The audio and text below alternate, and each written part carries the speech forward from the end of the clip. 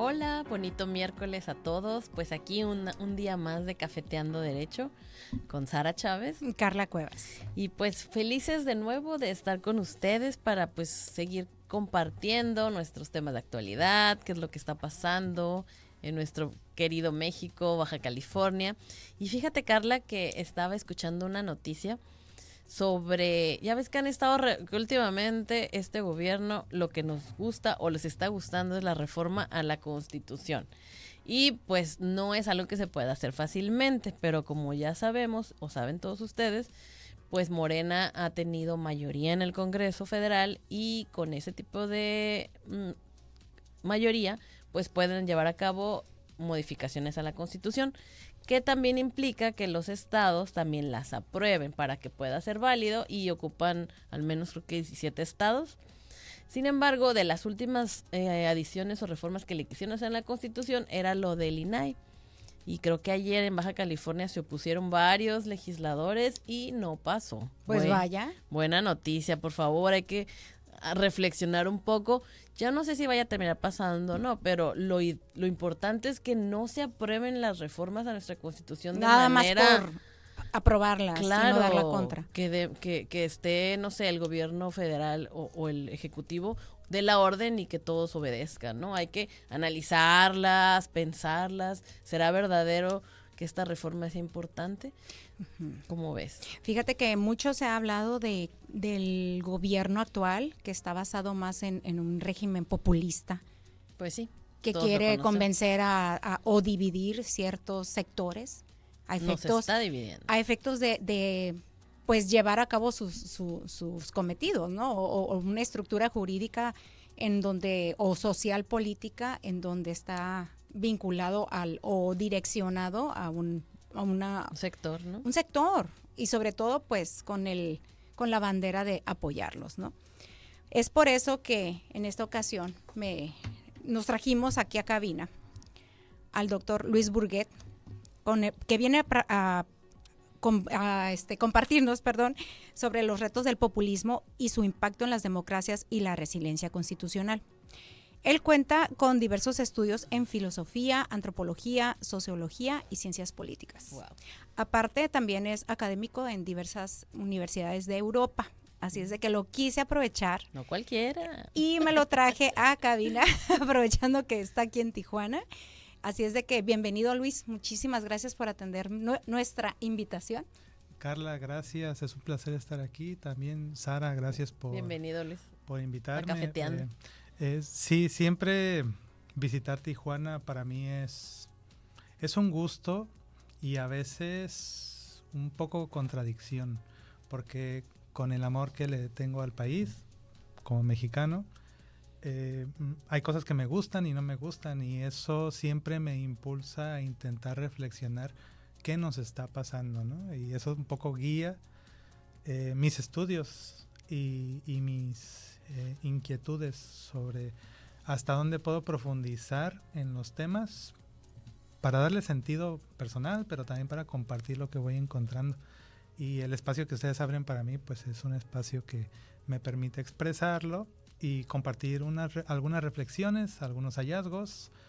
Lo que yo creo que como intención principal intentaré hacer, sin intentar lavarle la cara a nadie, es enviar un mensaje un poco de esperanza, ¿no? No, súper bueno. Siendo así, sí. Porque es difícil mantenerla con claro. un mundo tan complejo donde cada persona en el día a día estamos en una lucha constante por encontrarle sentido a las cosas, ¿no? Porque estamos bombardeados de tantas cosas que... Tanto de información como desinformación. Exacto, el cóctel perfecto entre nuestra limitante para analizar las cosas, las agendas políticas que utilizan los medios, sobre todo los digitales, como una normalidad, claro, para desinformar o para empujar una agenda política, y los bulos o incluso las cuestiones comerciales, ¿no? Y de entre todo esa mezcla, cómo le vamos dando sentido a lo que pasa, a nuestra identidad y a nuestro día a día y nuestras decisiones políticas, ¿no? Sí, fíjate, Luis, nos comentabas aquí con el título que pusimos a tu entrevista, sobre los retos del populismo, ¿no? Porque nosotros, o todos ustedes han estado escuchando últimamente ese concepto, ¿no? Y como hasta despeyorativo, ¿no? Para unos, pero una bandera para otros, ¿no? Así Y es la bandera del Peyorativo, presidente que pues salió, ¿no? Donde él dice, yo soy populista y defiendo las causas de los más necesitados. Y nada más divide. Y de repente otras personas nos sentimos, no ¿Y sabemos nosotros si qué? si es amenaza o Sí. estamos ¿Y incluidos. nosotros qué en medio? O sea, O estamos ajá. incluidos en eso. Porque ni eres élite, ni No lo eres somos. de la más baja, ¿no? Entonces, Exacto. son nuestra democracia con este tipo de cuestiones, porque él dice, vamos a reformar la Constitución porque es parte de apoyar el populismo. Y nuestra democracia no se ve opaca. afectada. Sí, es que son preocupaciones legítimas que yo creo que muchísima gente comparte. Y yo creo, bueno, vamos a hacer una cosa. Vamos a hablar un poco sobre qué es democracia y qué es populismo. Perfecto. Para empezar, Ujú. para irnos un poco adentrando. Y si entendemos democracia como un sistema político que permite la pluralidad, este elemento es fundamental, ¿no? La pluralidad de ideas y que estas ideas puedan coexistir sin matarse unos a otros. Ay, Esto es básico, ¿no? Claro. Es decir, fundamental. Si entendemos la democracia como esta capacidad de coexistencia, no fácil, pero posible, entonces sí, en ocasiones los populismos, porque no hay un único tipo, pueden poner en entredicho o pueden incluso desafiar y amenazar a la democracia.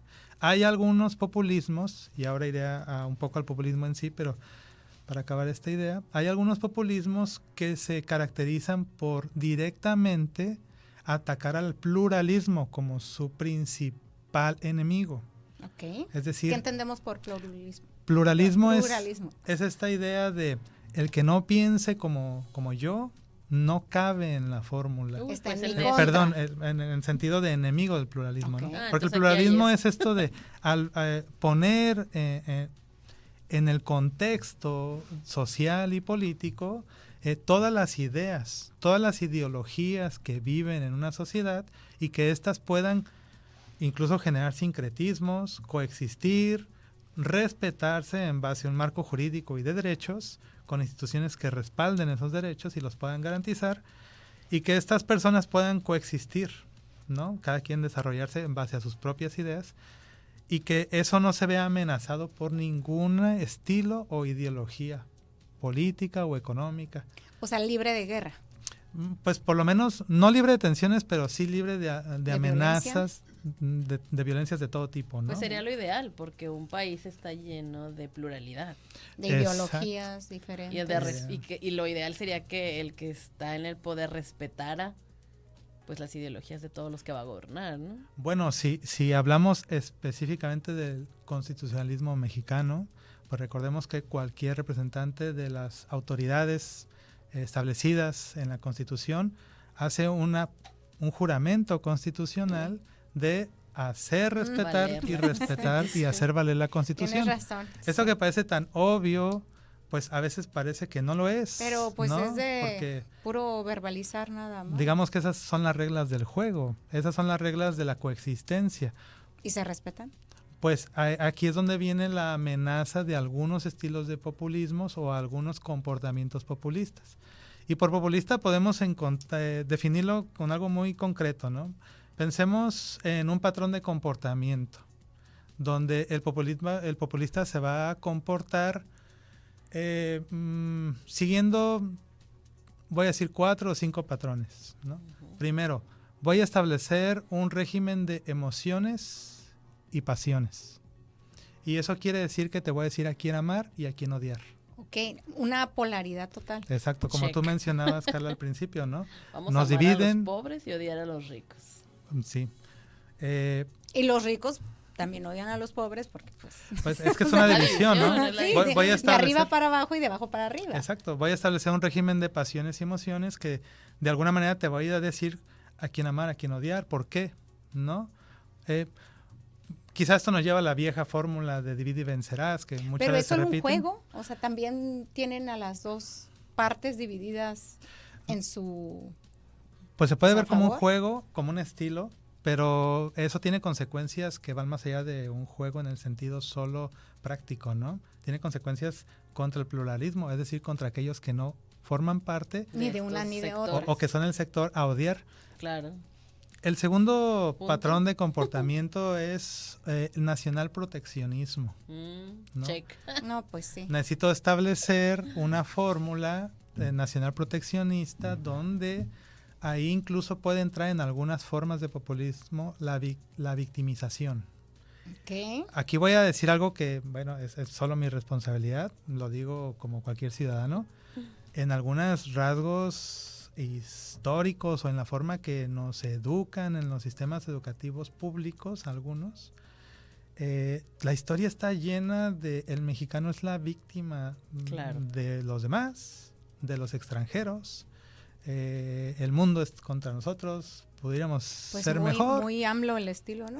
Claro. Es que estos rasgos de victimización van más allá de un solo ciclo presidencial.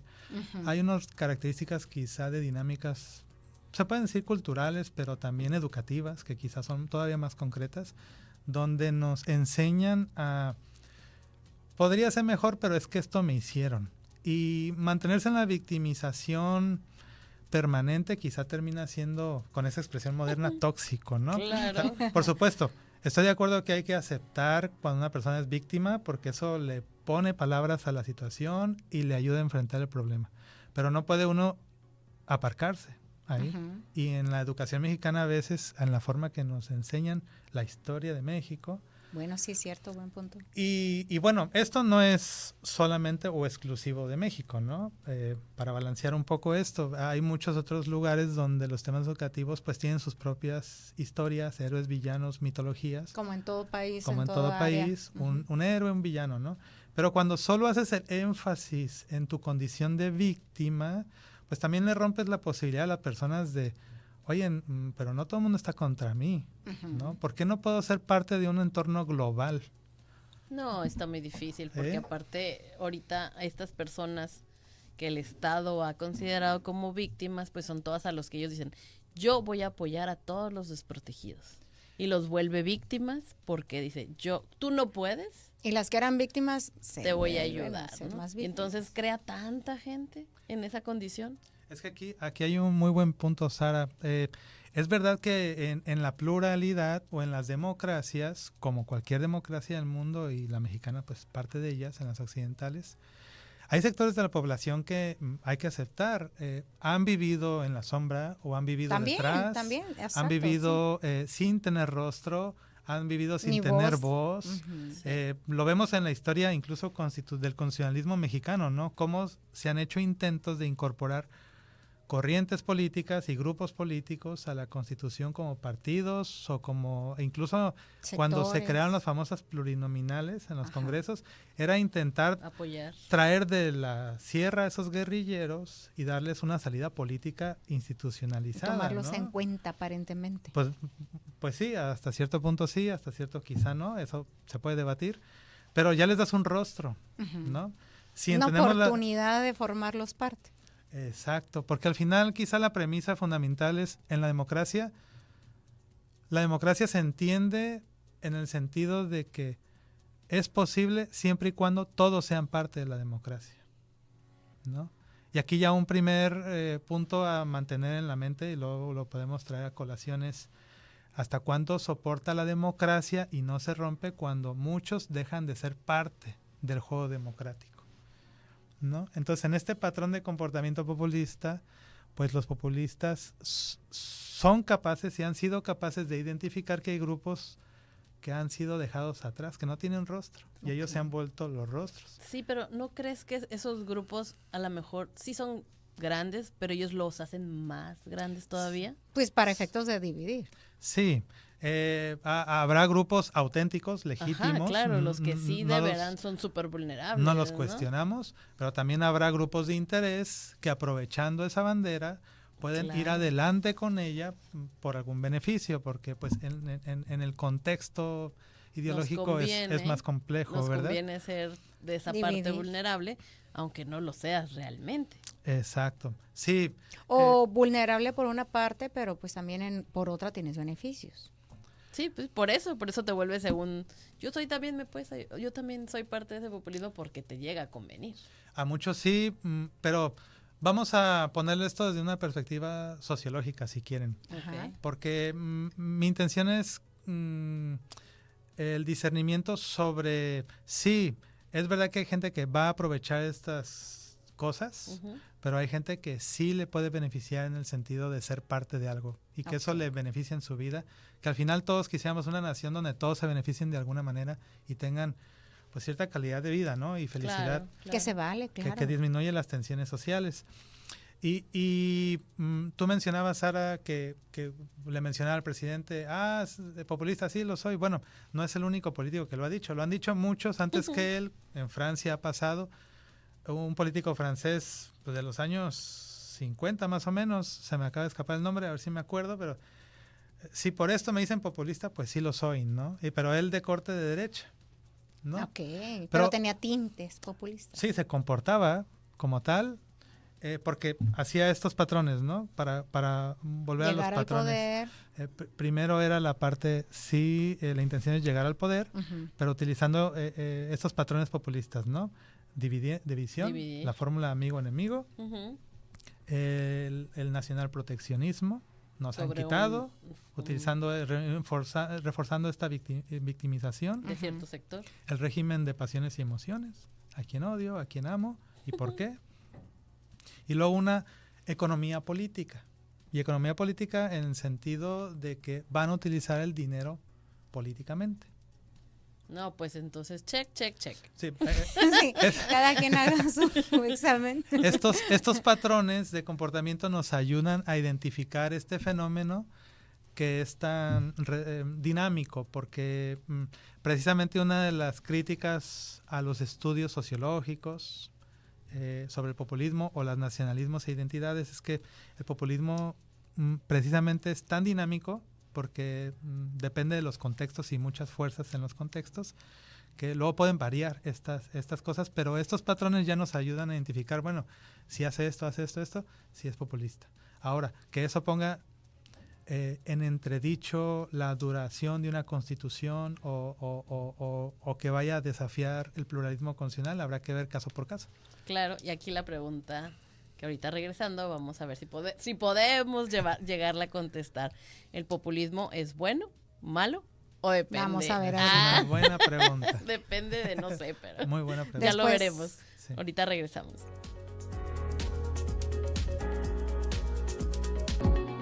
Aquí continuando con el tema, ¿es malo el populismo? ¿Tenemos que tenerle miedo? ¿Es mejor la democracia? ¿Ante cuánto se anteponen ambos? Es una de esas preguntas que no puede uno dejar de lado, ¿no?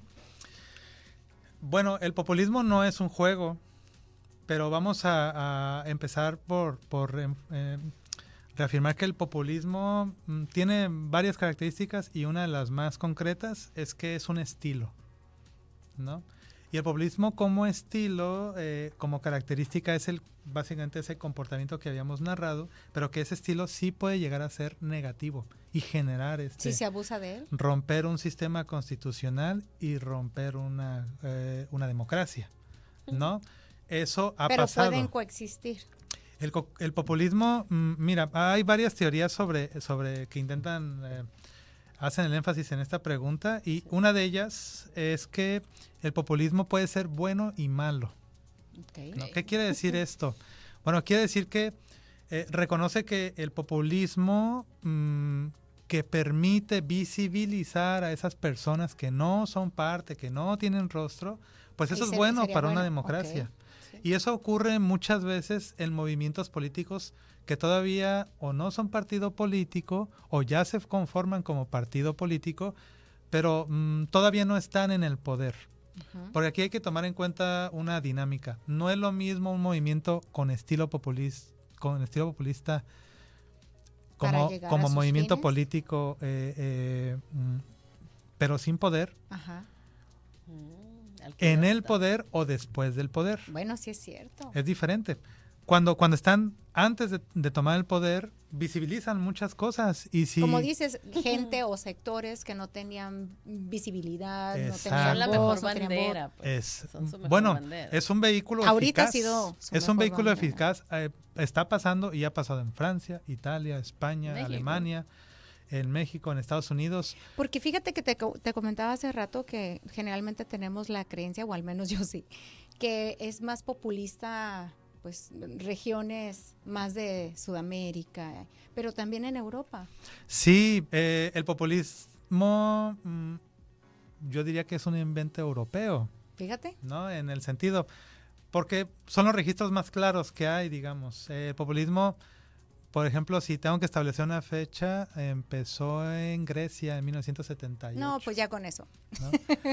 Pero bueno, y no le en la dio Grecia. tan bien a Grecia. Exacto, ¿no? En 1978 un personaje político se da cuenta que le es eficaz utilizar el estilo populista. Claro. De alguna manera lo desarrolla, y seguramente en la historia de la humanidad, si revisamos, ha habido gente que se comporta con el patrón populista, pero es cuando es la primera vez que se señala, oye, este está comportándose como un populista dentro Sin de ser una... populista aparentemente. O sea, exacto. Y dentro de una democracia. Es que en teoría yo creo que es algo que tú pensarías, pues es bueno. Obviamente, hablar de defender a los más desprotegidos es algo ético, es algo moral, o sea, es algo que sí esperaríamos que no quedaran... Pero ¿en qué momento ese ya se sale de populismo lo bueno. nos torcemos y nos vamos hacia que todo nos vaya mal? Pues ahí es donde entra esta otra circunstancia de no es lo mismo un partido político que adopta el estilo populista Cuando ya cambió, cuando es ya llegó al oposición, poder. cuando está en el Por poder. eso el antes, durante y el después. Exacto, los estudios empíricos de analistas de este tema, en temas de nacionalismos. Bueno, antes de continuar, ¿no? Yo estoy intentando encuadrar toda esta conversación en la sociología constitucional. Ujú. No es netamente un tema de derecho en el sentido puro, porque no me estoy encuadrando en las clásicas categorías constitucionales de normativas, interpretaciones, dinámicas, sino, y antecedentes o tradiciones jurídicas, sino sociología constitucional como la comprensión de las diferentes fuerzas de una nación que le dan, que le dan sentido y moldean a una constitución. Claro. ¿No? Porque eso es importante que lo tomamos en cuenta, porque cuando nos dedicamos al derecho o específicamente al derecho constitucional, a veces solo estamos viendo una cara de la moneda, por simplificarlo mucho, ¿no? La moneda, la parte jurídica, pero la moneda tiene dos caras, y la otra parte es la sociológica, sí. que implica todas estas dinámicas que al final moldean a la Constitución. Es una expresión social, ¿no? Y estas son potentes, lo vemos, porque tan es potente que tenemos una cascada de reformas constitucionales. Que lo estamos viviendo. Que volvemos a lo mismo, nos preocupa y no sabemos si nuestra Es preocupación bueno, es es válida malo. o tenemos Así que es. esperar. Pues yo creo que sí es motivo de preocupación, y en esto soy enfático, cuando el populismo como estilo se convierte por sí solo en una ideología, y esta ideología desafía la pluralidad de una Claro. democracia. ¿Y Es decir, vamos para la dictadura? esta es una buena pregunta. Era difícil saber, ¿no? Yo creo que hay rasgos tendencia. autoritarios. Yo creo que hay rasgos Desde autoritarios. el desaparecer o tratar de disminuir poderes, por ejemplo. Sí, aquí hay otra característica del estilo populista. Y para hacerlo todavía esto más interesante, ¿no? El populismo, como es un estilo visto así, va a necesitar de una ideología que sea su anfitriona, Ujú. ¿no?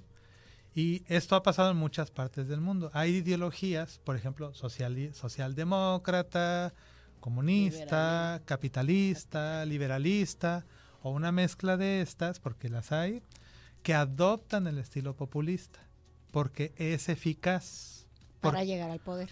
porque visibiliza a esas partes de la A sociedad las que no masas. son parte, O bueno, y más los lleva en muchos casos al poder. Por ejemplo, Argentina, el presidente electo no hace mucho, ¿no? Milei, pareciera un anarcocapitalista. O sea, esa es su ideología. Anarco en el sentido de anarquista. Sí, sí, sí, La bien. premisa fundamental del anarquismo es que el Estado en realidad es un gran opresor y un esclavizador, y que las estructuras del Estado, el gobierno, no deberían existir. Son obsoletos. Si ustedes ven su comportamiento, sus declaraciones, sus intentos, Muy agresivo. es disminuir al mínimo posible el Estado y su capacidad de influir en la vida de las personas. Pero al mismo tiempo él dice, pero lo más importante es la economía Entonces, capitalista. Así que es pro mercado y libre mercado. Algunos analistas lo consideran a él un ferviente admirador de algo que le llamarían como el paleocapitalismo, como Válgame. algo, no, bueno, entonces básicamente está muy eso bravo. hasta te revienta así un poco, ¿no? Es como volver a una idea muy, muy antigua y muy casi ¿Capitalismo puro o qué? pristina del capitalismo, que yo creo que eso era más teórico que práctico. En los libros está, ahí tienen el libro, hay un libro muy bueno de Bobbio, entre muchos, ¿no? Uno de los autores, donde habla de liberalismo y democracia y reflexiona sobre estas complejidades entre la ideología liberalista y las democracias. No, bueno. Ahora, si un capitalista adopta como Milei el estilo populista, pues lo ves en la calle con una sierra eléctrica, gritando un es como hasta eslogan. incongruente, ¿no? Porque uno pensaría, como un capitalista tiene un tinte populista, ¿no? Lo que pasa, Sara, es Mix. que Son mix. Utiliza Para llegar al poder. al populismo. es un buen punto. Ya, si aceptamos que cualquier personaje político de cualquier ideología puede adoptar el estilo populista, Ok. ya no es tan incongruente. Porque parece una moda. Sí. ¿Por qué? Porque es eficaz. Sí, ¿Tienes- les dará resultado. Tienes movimientos políticos o partidos políticos en Estados Unidos, por ejemplo, porque Ujú. entiendo que nos escuchan allá, ¿no? Sí, Donde también. tienes, por Sí, ejemplo, también. Saludo a todos los de allá. sí, saludos a las personas de Estados Unidos en esa gran nación, ¿no? Tienes a Donald Trump recién electo. Ándale, como dicen, ¿para qué nos vamos tan lejos? Pero- Aquí luego. Aquí con el También, vecino. exacto, también cumpliendo con los patrones que mencionamos antes del corte, ¿no?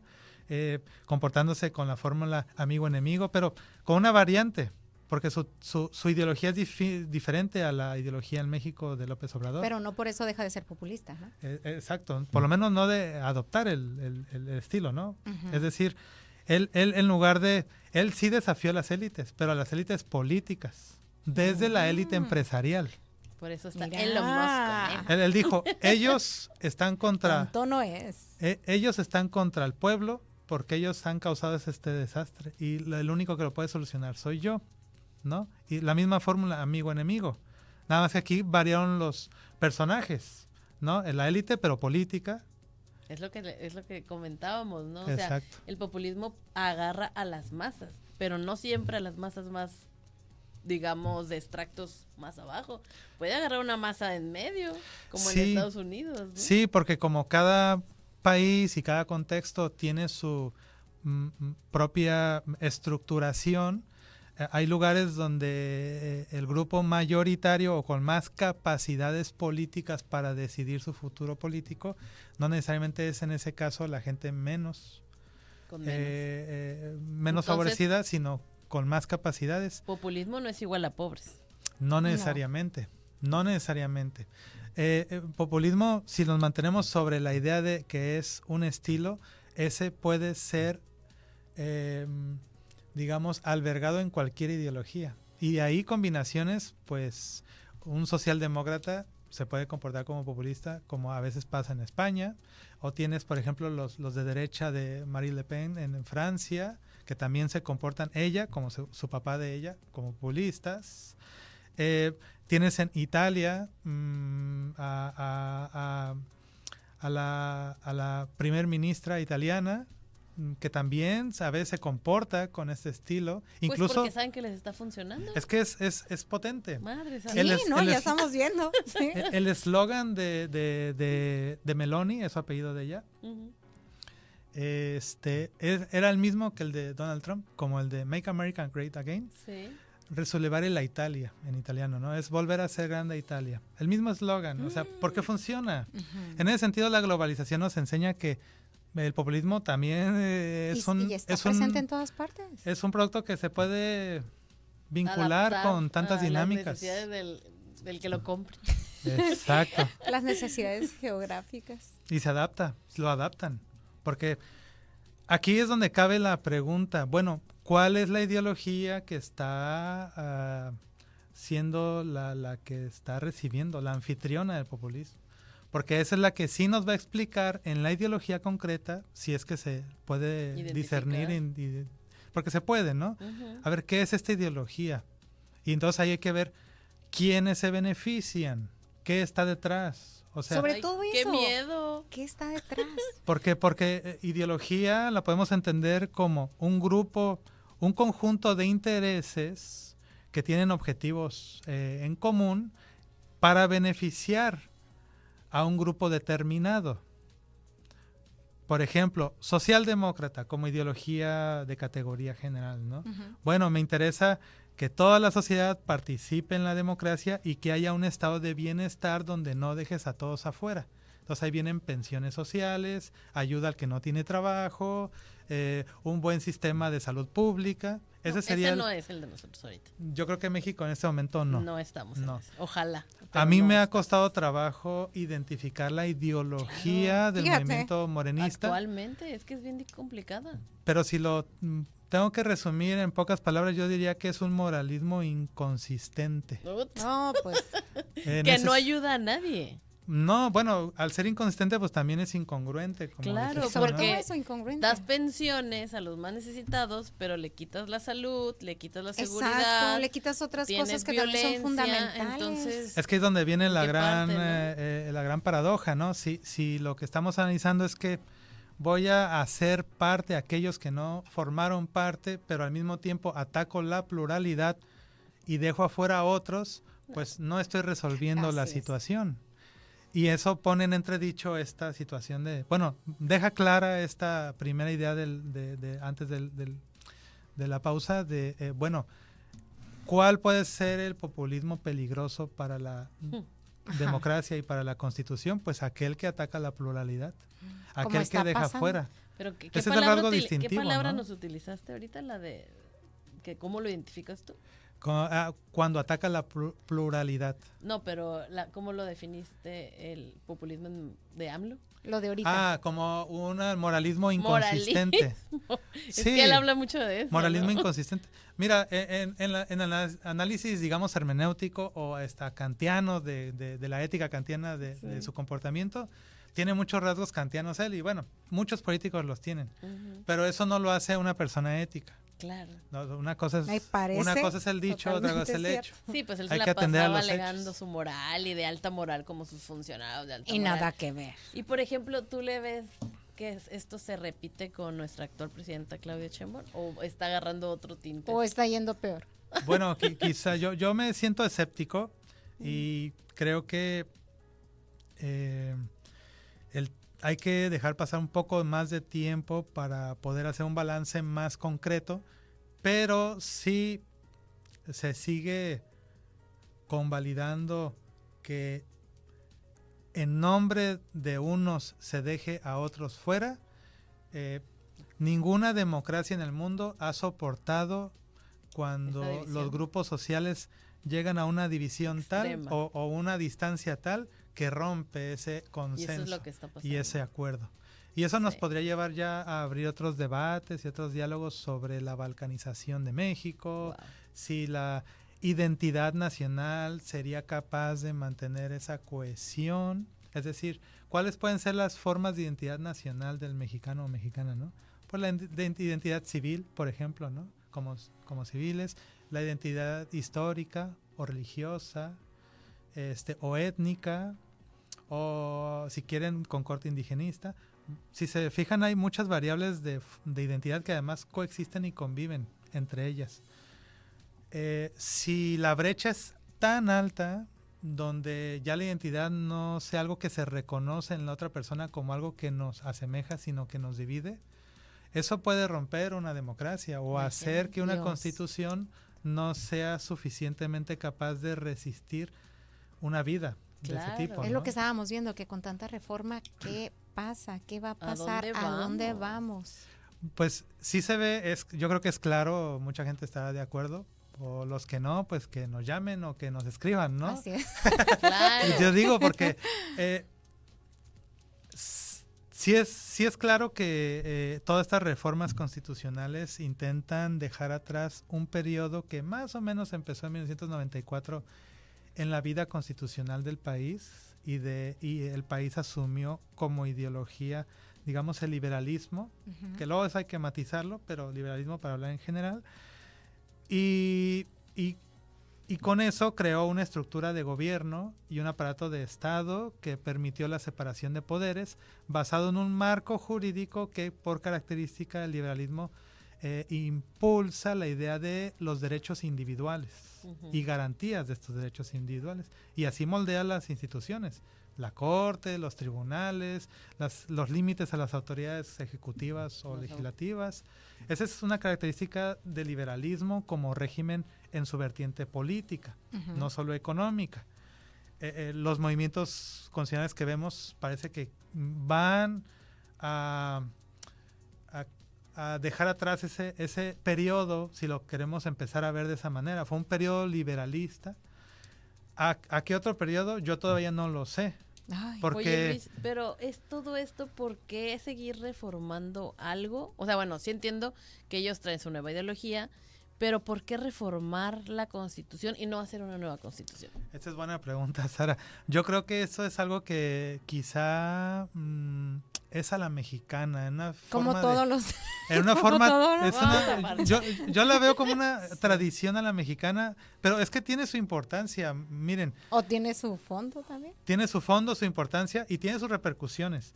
Porque hay constituciones en el mundo que se mueven poco, ¿no? Ujú. Porque Sí. su sistema jurídico y su tradición jurídica es distinta. Y la Constitución mexicana, No, hombre. si recordamos Surgida. esta idea sociológica de que las fuerzas sociales son las que les Ok. moldean una constitución, los constitucionalistas mexicanos, a la mexicana, y esto no tiene nada de qué avergonzarnos, ¿no? Con errores o debilidades o grandes errores y algunas luces buenas, Pero es una realidad. hemos intentado en esa realidad actualizar la constitución a todas Ahí esas más o demandas. menos medianamente iba.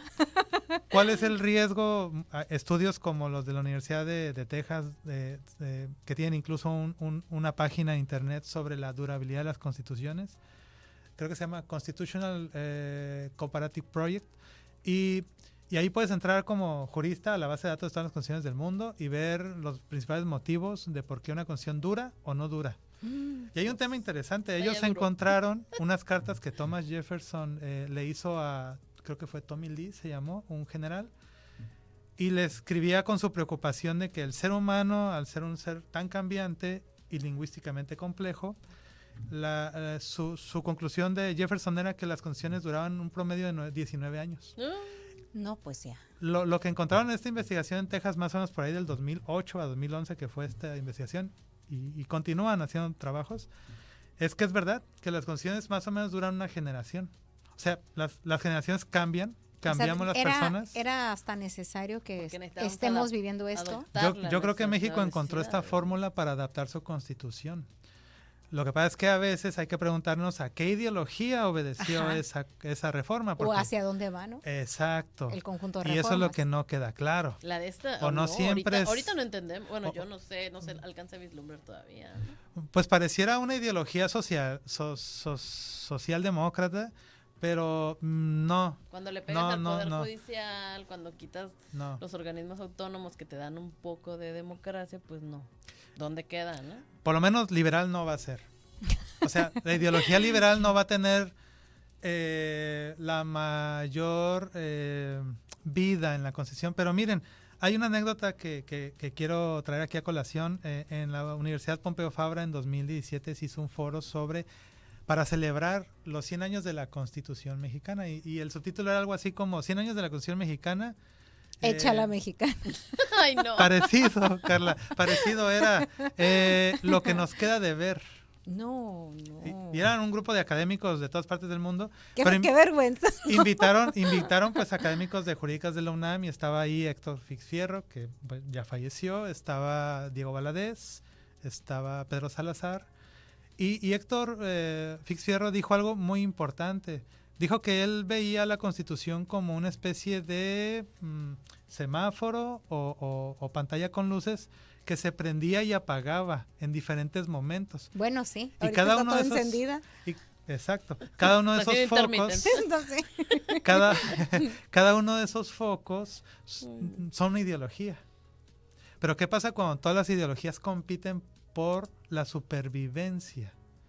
Ahorita. Porque pues esto nos regresa un imagínate. poco al inicio de esta conversación.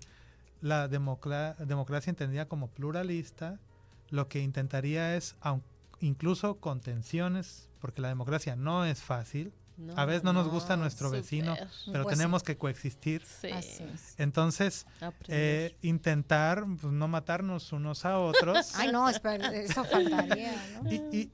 Exacto, ¿y qué pasa? Sobrevivir en ¿Qué pasa armonía. cuando las ideologías se ponen a competir a ver quién se come a la otra ideología? Para borrarla, eliminarla. Sí, yo creo que hasta por eso aniquilarla. ahorita lo que es los anteriores, como sistemas políticos que conocíamos, el PRI, el PAN, el PRIAN, el PRD, por eso ya no están soportando esta situación, ¿no?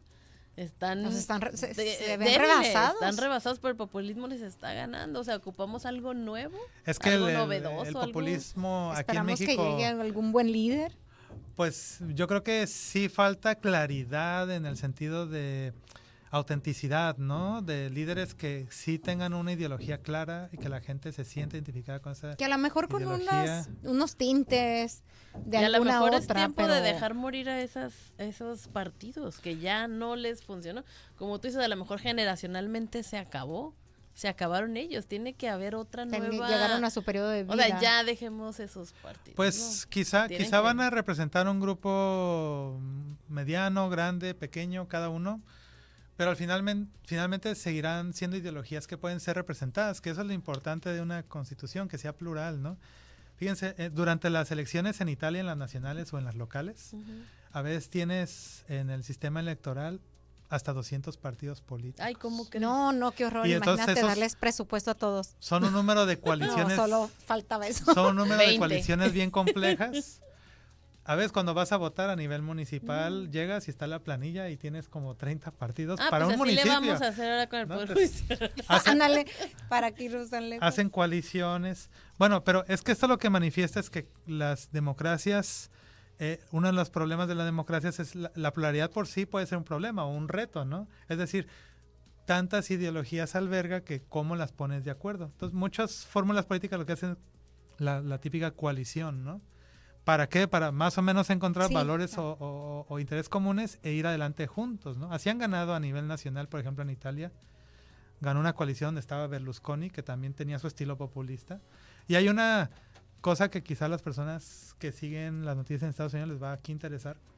Berlusconi, al igual que Trump, en su estilo populista, intentó Berlusconi, a través de una ley que le llamaban Alfano, intentó darse inmunidad jurídica Así mismo. para que no lo persiguieran por los Ah, delitos, Ah, Caray. qué casualidad. por los excesos de poder. Mm. Algo parecido a lo que hizo Donald Trump o que la Corte Suprema de Estados Unidos le aceptó a Trump con matices en el sentido jurídico de que cuando él como presidente lleve a cabo actos en el ejercicio de sus funciones, no es responsable porque tiene inmunidad jurídica. Por eso no lo encontraron responsable de los ataques al Capitolio. Qué interesante. Pues vamos a un corte y ahorita continuamos con este súper tema. Gracias, sí.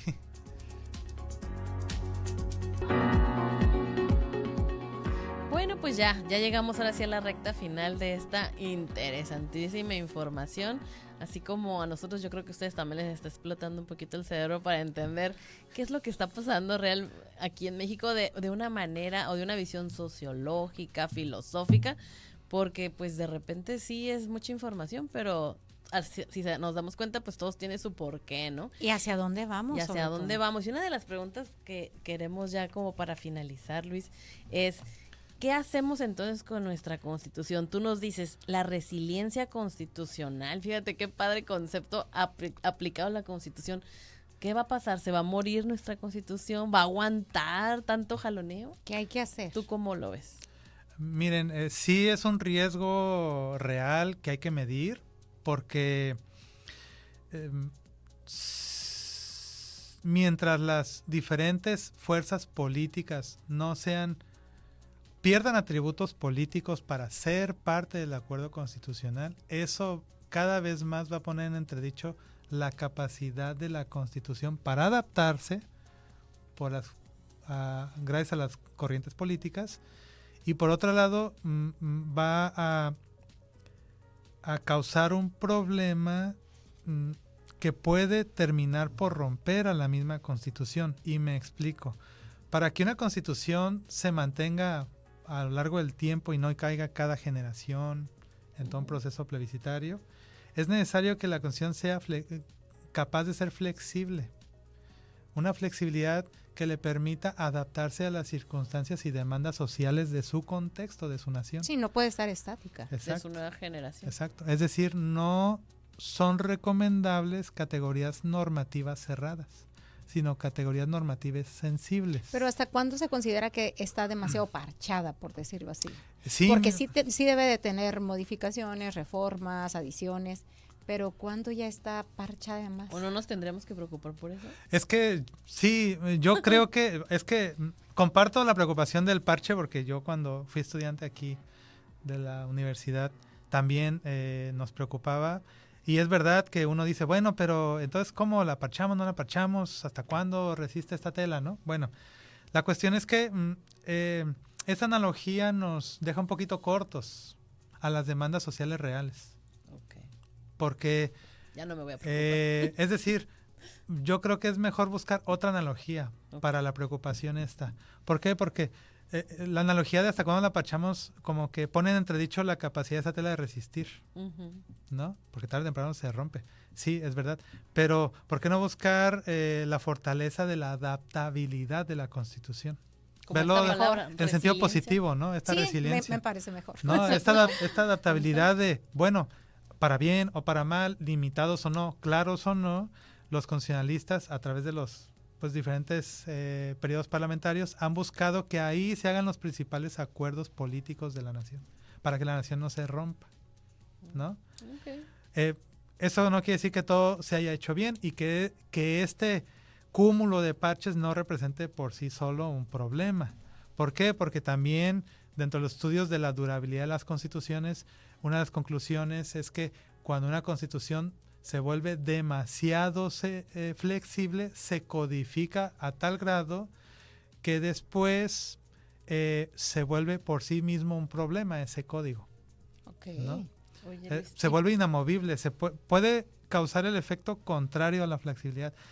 Ya está tan complejo que de una categoría normativa sensible la convertimos en una categoría rígida, donde ya no entra nada. Y para concluir, ¿qué nos comentarías sobre el populismo actual? Bueno, el populismo siempre va a desafiar a la élite en el poder. Okay. La tendencia es un patrón de comportamiento. O sea, puede ser que tú llegas hasta ahí, pero puede ser que sea tu perdición al final. Pues sí, hay populistas que han caído por otros populistas. Ah, qué caray. ¿No? Bueno. Sí. Buen punto. No siempre sucede, pero pasa, okay. ¿No? Pasa. Tienes a Bolsonaro en Brasil, populista de derecha, es decir, con un estilo así, desafiante, y luego tienes a un Lula da Silva que sobre todo cuando era más joven tenía más esta energía de populismo y desafiaba a las élites. Ahí ves cómo se pueden conjugar populistas, porque no es que uno adopte el estilo y los demás ya no. Claro, pues lo puedes copiar, dicen, oye, ¿no? es eficaz, me sirve porque divido se y gano. Se espejean entre ellos. Pero que ahora lleguen los nuevos, ¿no? Pero eso pone en riesgo la capacidad de una nación para poder coexistir pacíficamente. Buen punto. O sea, tiene consecuencias. Para cerrar diría que en 10 segundos, ¿no? El populismo está ahí, seguirá estando y tenemos que intentar que no sea tan venenoso que destruya una democracia, ¿no? Wow. Excelente pues reflexión. Padrísimo. Tu tema, el populismo, creo que nos está quedando muy claro. Yo pensé que podría ser algo solamente negativo. Es una cuestión de identificarlo, ¿no? Como un medio para llegar al poder. Y la cosa es que Wow. lo modulen, que no se extrapole. Hay que identificarlo y ver cuando estamos viendo a alguien populista y alcanzar a ver lo que hay detrás del populismo. La ¿no? ideología que lo adopta. Más allá de Porque ahí es donde las están formas. donde puedes poner los puntos sobre las is. Ay, qué padre que viniste, Luis. No, Muchísimas gracias. gracias. Estoy muy contento. Por A la de estar con- ilustrarnos. próxima que ande también por acá, no lo traemos. Estoy agradecido, son grandes ustedes, gracias. No, Ay, gracias. Y Gracias pues por esto fue venir. Cafeteando Derecho con Sara Chávez. Y Carla Cuevas.